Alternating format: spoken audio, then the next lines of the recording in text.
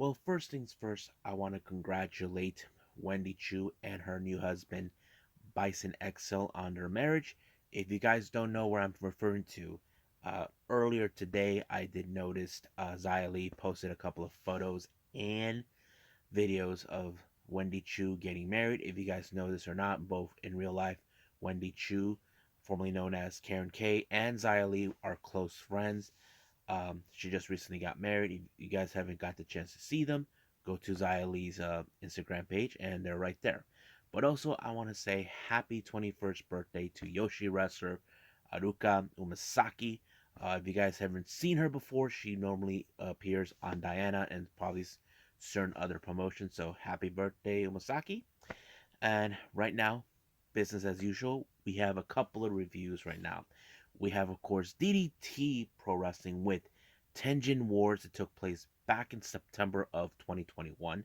And then we have this interesting collaboration with H2O, which is Mark Tremont's, Tremont's promotion, facing off against FMW-E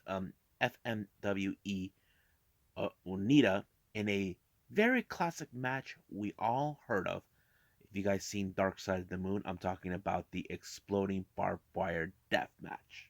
Yes, it's the same kind that we saw in those documentary films. So that is the one we're gonna see. And of course, the latest GCW event, If I Die First. And then of course, we got a couple of news updates regarding WWE, and of course, some good news coming from GCW. So, let's get ready for another episode of Deleted Wrestle Zone.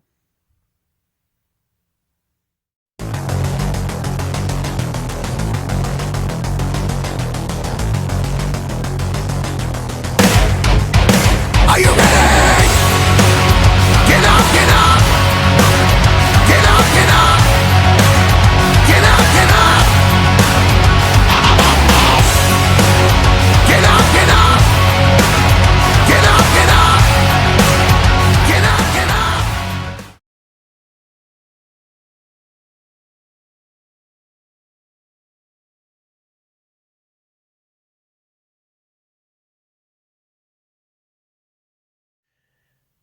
Welcome everybody to Deleted Wrestle Zone, all things that is pro wrestling with AEW, NXT, New Japan Pro Wrestling, Impact Wrestling, the National Wrestling Alliance, various promotions, wrestlers, matches, and championships.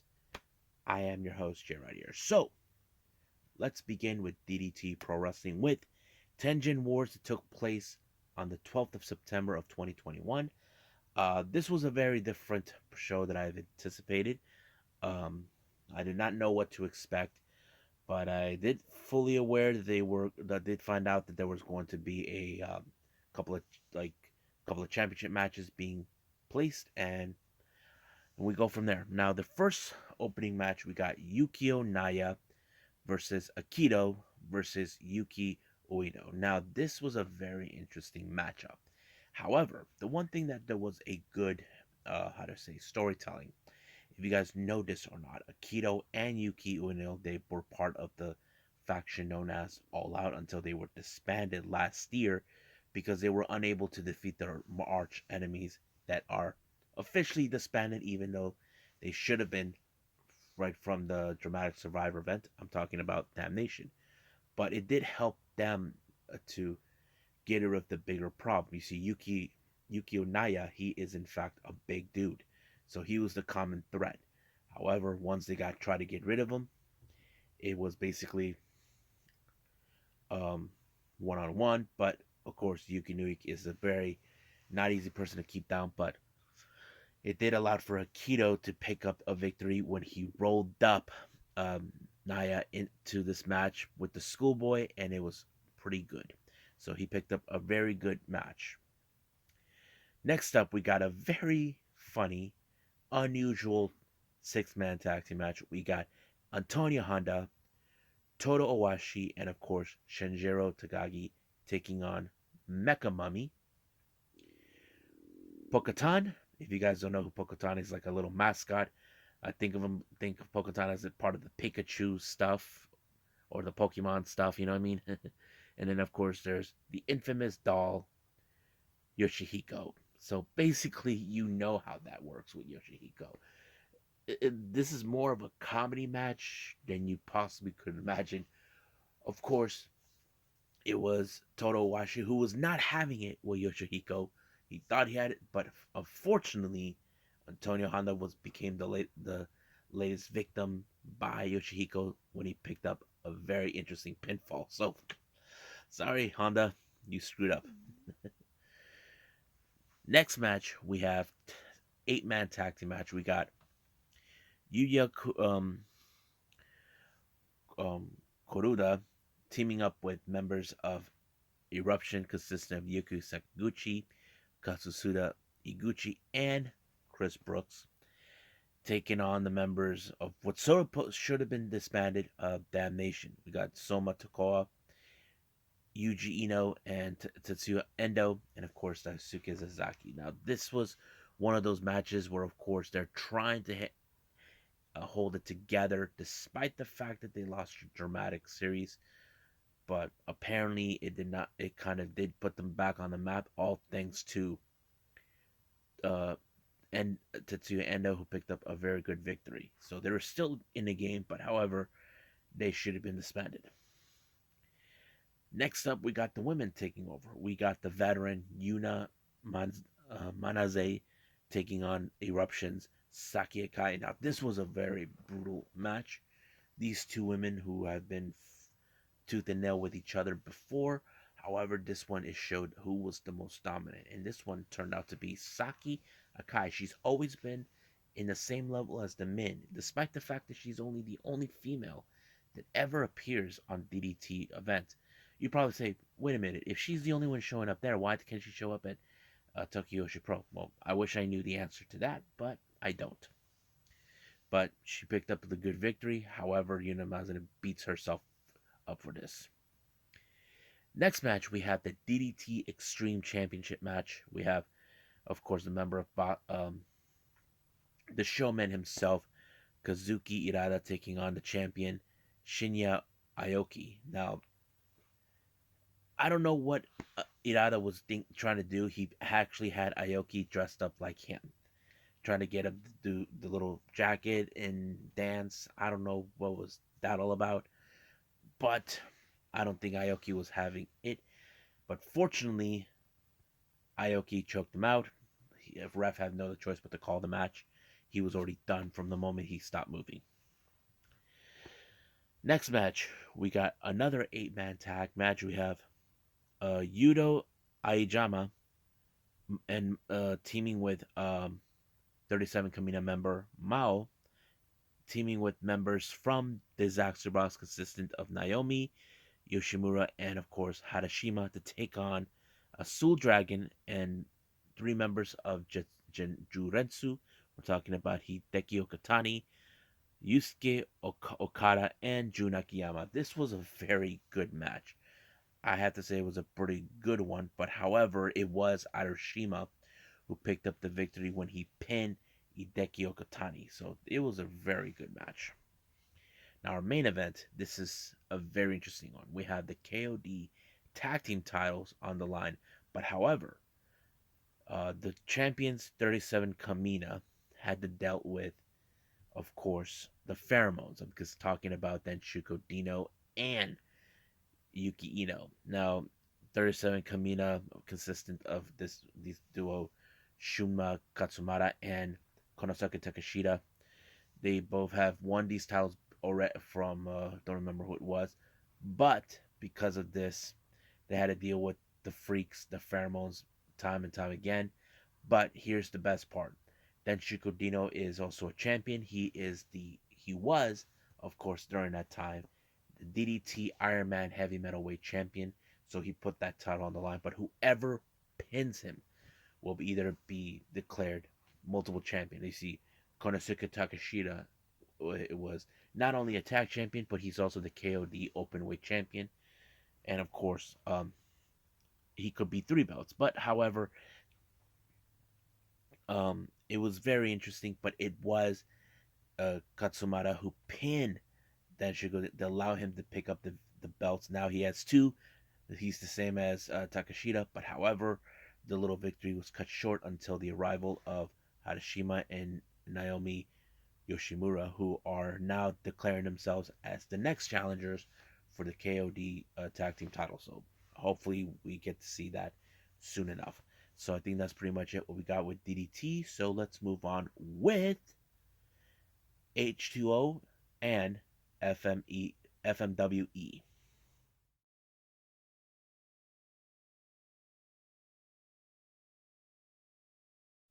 Okay, so we got H2O, which stands for Hardcore Hustler Organization, that is run by Matt Tremont, who is a GCW legend. He's been with the that company for many years until he retired in ring work running a promotion. He decided to collaborate with the only person in the roster of FMWE. I'm talking about Atsushi Onita, who we all know who he is. If you guys never seen that document from Dark Side of the Ring about Onita and FMW, then you guys, it's the same guy. What Mark Tremont wanted is to, of course, do the infamous barbed wire, barbed wire death match, which was famous during that time. So this was like a childhood dream of his, but the real question is, can Mark Tremont pull out of it? Well, we'll find out when we get to it. Now, the first thing we do is a straight up match. We got Adonis Valerio versus Declan Grant versus CC uh, Everson and versus Ryan Redfield, who is, of course, a fan favorite. Many people love Redfield. They just call him Big Red. And it was a pretty good match, but Declan's Grant's, I'm going to presume maybe it's his girlfriend, Jess Moss, tried to get involved, but no avail. But it was Big Red who picked up the victory on this one with a interesting pinfall. So he took the victory on this one. Next match is a four-way match for the H2O tag team titles. We have, of course, um, White Trash Forever, consistent of Bruce Gray, Tyler Voss versus Mike Quest, Bobby Dempsey versus Jeff Cannonball and Tara Calloway versus the champions Chris Bradley and Christian Ross. I have to say it was a pretty good match. However, the one team that I think the person who's mostly the bigger threat is Jeff Cannonball. He's the huge person in the group that always helps. But however, somehow Chris Bradley and Christian Ross were able to retain the titles one way or the other by pinning the White Trash Forever, and that kind of gives them the perfect idealism. Next match we have is the H2O hybrid match, which is the ladies to take over this particular part. We have Jenny Rose versus Casey Cattell, also known as Casey Kurt, who nobody likes, versus Masha Slamovich versus um, Mickey Knuckles versus the champion Kennedy Copeland. It was a good match. I think there was a lot of favoritism on this one with certain wrestlers, such as Masha, but unfortunately, Copeland was able to pick up the good victory when she pinned Casey, and I think that's pretty much it. But however, it looks like there was still animosity between both Masha and Mickey, so that kind of shows itself.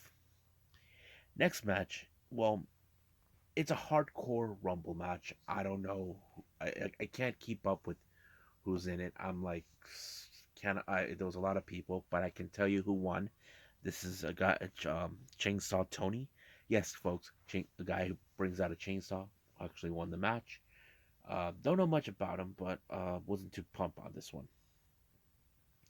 Next match, we have a survival 12-man tag team match. We have the one group that everybody hates, 440, which consisted of Atticus Cogar, Bobby Beverly, Eddie Only, Eric Ryan, Greg Irons, and RSB taking on Team 2.0. We have Chuck Payne, Devin Moore, uh, Jimmy Lyon, Lucky 13, Ron Mattis, and of course we have Schlank, I have to say it was a great match. It was a pretty good match. However, out of nowhere, we had Marcus Crane show up. If you guys don't know, Marcus Crane just recently passed away since this event took place back in on the 31st of October. Uh, it was great to see him there, but never seen him that much. But yeah, but it was Schlank who picked up the victory, beating 440, which everybody loves to see them to get beaten.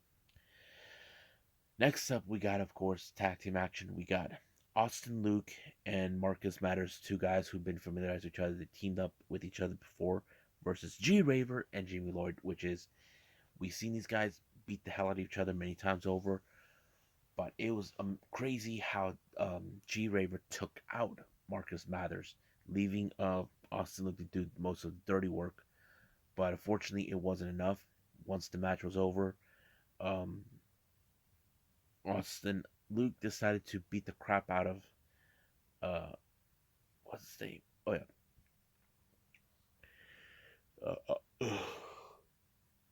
uh, out of Marcus, leaving him like disappointing. But we'll see about that.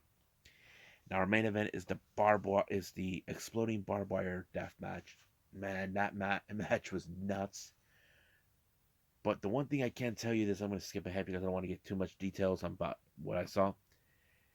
Tremont got actually unfired, but Onita took that as a sign that it was time for him to pick up the pin, which he did. However, I don't know how much the extent of the injuries Tremont had from this match. I'm sure he healed up from it, but it was okay. I just didn't know what to make. So that's pretty much it. So what did I thought about the show? It was okay. Not gonna complain. If I had to rate it, I gave it a 6.5. So that's pretty much how I felt about it. So I think that's pretty much it. So I believe it's time for me to move on with GCW If I Die First.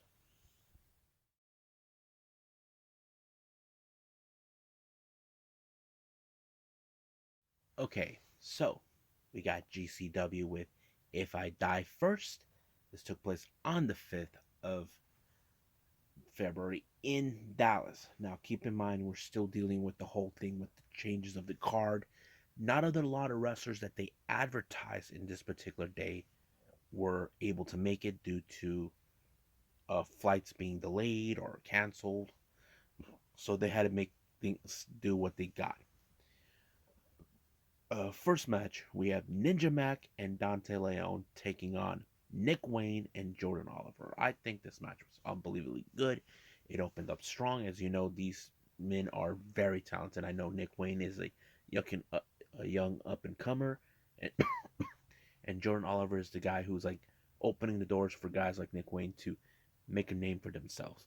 But Ninja Mac and Dante Leon have been tearing it up in GCW, but it was Ninja Mac that picked up the victory when he did that awesome flip move off and landed right on top of Nick Wayne. Awesome move. Now we have John Wayne Murdoch. He was originally supposed to face Alex Colon, but he was stuck in the UK. If you guys don't know this, he was involved with DDT Extreme Wrestling, which is another promotion that gets involved with death matches. He was unable to make it, so ASF decided to volunteer. It was a pretty good match. The Duke was pretty much not having it, but ASF really put his money where his mouth is. And I thought it was a pretty good match. And of course, in the end, he came up short, but it was Murdoch that gained respect from him, knowing that he put up the effort. Next match is the GCW Extreme Championship. We got the fellow Texas native Ali Catch once again taking on AJ Gray. Everybody possibly would assume Ali was going to win this one. Unfortunately, it did not. These two have fought side by side before, but when it comes to getting in the ring, they're not afraid to hold anything back. So practically, it was a good match. AJ Gray walked out as the victor. Next up, we got Jimmy Lloyd becoming the welcome wagon to Mike Bailey, Speedball. As you know, he's been tearing it up in the U.S. now since he's been banned to come to the U.S. for almost 6 years. Now he's here, kicking ass, I think that's pretty much what we expected. I don't think Jimmy Lloyd expected to lose to a guy like him, but it did. So Mike Bailey won. Now this next match, this became like more of an animosity type of match between Gringo Loco and of course Psycho Clown. It looks like Gringo Loco has not a. Basically, he feels like he's the one who's opened the door for all Hispanic luchadores to come down to the U.S. But no, some people don't recognize it that way. But he decided to turn this into a Fall Count Anywhere match. Man, that match was crazy. However, it was Psycho Clown that picked up a very good victory by taking out a Gringo Loco. But there's no doubt he did mention he wants another rematch. So this is going to be good. Next up, we have a five-way match. We have Alex Zane versus Derange versus Grim Reaper versus Dark Sheik versus the piece of crap, as they call them, Acticus Koger being there. It was him who picked up the victory, if you guys want to know. He somehow was able to steal one from when he pinned Alex Zane, but he also brought those skeweds right onto his forehead, and it was nuts. Now, our next match, we have Laredo Kid taking on Blake Christian. What a great match. It was good. I enjoyed it. But fortunately, Blake Christian won the match. Then we got our main event, Joey Janela versus Dr. Wagner. It was good too. I enjoyed this type of matches because I don't know, it was just so great. I enjoyed it. And they kept flipping each other back and forth. It was pretty cool. But however, Wagner picked up a pretty good victory on this one. I have to say, yep, he pulled it off. Even for a legend like him, was able to overcome a guy like Joey Janela. So I think that's pretty much it what we got there. So let's move on with news updates.